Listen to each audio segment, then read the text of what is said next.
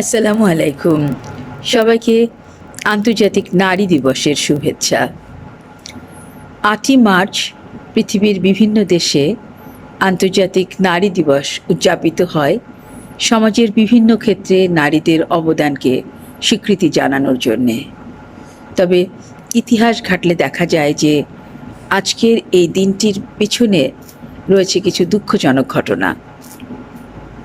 ১৯০৮ সালে আমেরিকার নিউ ইয়র্কের কর্মজীবী নারীরা রাস্তায় নেমে এসেছিলেন কর্মক্ষেত্রে বৈষম্য দূরীকরণের জন্যে, ভোটের অধিকার আদায়ের জন্যে। সেই ধারাবাহিকতায় জার্মান অ্যাক্টিভিস্ট ক্লারা জেটকিন্স নারীদের জন্য একটি দিবস দাবি করেন। তার সেই দাবির প্রেক্ষিতে ১৯১১ সাল থেকে ৮ই মার্চ পৃথিবীর কয়েকটি দেশে নারী দিবস হিসাবে উদযাপন করা হয়।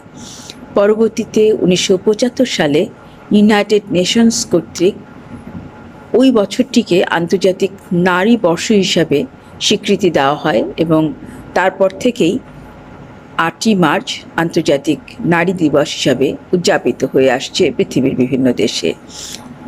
প্রতি বছর এই দিনটির জন্য একটি থিম নির্ধারিত হয়।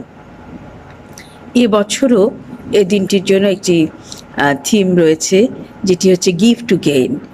বাংলাদেশের প্রেক্ষিতে এটিকে এভাবে বলা হচ্ছে যে আজকের পদক্ষেপ আগামীর ন্যায় বিচার, সুরক্ষিত হোক নারীর ও কন্যার অধিকার। থিমটি খুবই সময়োপযোগী, কারণ আমরা জানি যে সৃষ্টির শুরু থেকেই নারী কিন্তু নানা ধরনের বঞ্চনার শিকার হয়েছে। শিক্ষাক্ষেত্রে, কর্মক্ষেত্রে, সংসারে, সমাজে, সিদ্ধান্ত গ্রহণের ক্ষেত্রে, সম্পত্তির ক্ষেত্রে, সর্বক্ষেত্রেই নারী নানা ধরনের নির্যাতনের শিকার, বৈষম্যের শিকার। একটি সমাজের যে মূল স্রোত, মূল ধারা, সেটিতে নারী কিন্তু সবসময় পিছিয়ে থেকেছে। কিন্তু আমরা সবাই জানি যে সমাজকে সচল রাখতে হলে, আমাদের আগামী দিনগুলোকে সুন্দর করতে হলে শুধু পুরুষ বা শুধু নারী একা এগিয়ে গেলে চলবে না। সবারই কিন্তু সমান অধিকার থাকতে হবে সমাজে। সেই প্রেক্ষিতে নারীর পিছনে যদি ইনভেস্ট করা হয়, অর্থাৎ নারীকে যদি দেয়া হয়, তবে তা ফিরে আসবে বহুগুণে। নারীর পিছনে ইনভেস্ট বা বিনিয়োগের অর্থ হচ্ছে শিক্ষাক্ষেত্রে, কর্মক্ষেত্রে, নারীর নিরাপত্তার ক্ষেত্রে এবং তাদেরকে তার ক্ষমতায়নের ক্ষেত্রে। আমরা যদি নারীর এই সমস্ত অধিকারগুলোকে নিশ্চিত করতে পারি, আমরা যদি নারীকে সামনের দিকে এগিয়ে নিয়ে আসতে পারি এবং মূল ধারার সাথে সম্পৃক্ত করতে পারি, পুরুষের মতো নারীও যদি নিশ্চিত নিরাপত্তা বিধানের মাধ্যমে সামনে এগিয়ে যেতে পারে, তবে সেই উন্নয়ন শুধু নারীর একার নয়, বরং সমাজের, রাষ্ট্রের, সর্বোপরি সারা বিশ্বের।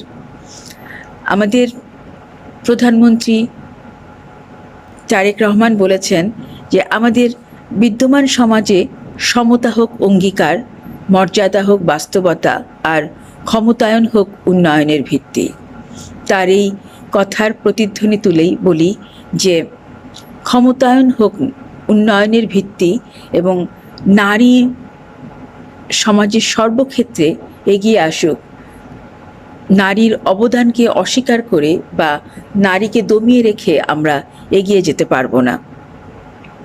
বেগম রোকেয়া সে অনেক আগে বলেছিলেন যে নারী এবং পুরুষ হচ্ছে একটি গাড়ির দুটি চাকার মতো, যেখানে একটি চাকা ছোট বা বড় হলে আরেকটি চাকা কিন্তু ঠিকভাবে ঘুরতে পারে না।